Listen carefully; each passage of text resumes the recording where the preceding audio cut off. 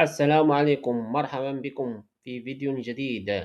قبل البدء لا تنسوا الاشتراك وتفعيل الجرس ليصل كل جديد وإليكم كل التفاصيل. الموعد من مباراة المنتخب المغربي ضد مالي في الجولة الثانية من كأس إفريقيا 2025. والقنوات الناقلة لهذه المباراة. يحتل المنتخب المغربي في المركز الأول بالترتيب المجموعة الأولى من كأس إفريقيا برصيد 3 نقاط، ويحتل المنتخب مالي في المركز الثاني برصيد نقطة واحدة.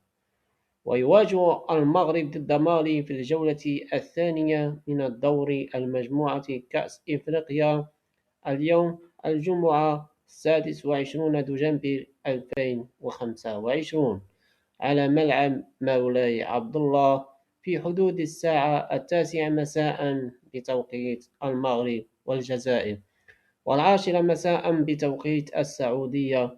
ومن المترقب نقل هذه المباراة على قناة الرياضية TNT وعلى قناة الرياضية بين سبورت ماكس، وفرجة ممتعة، وإلى اللقاء.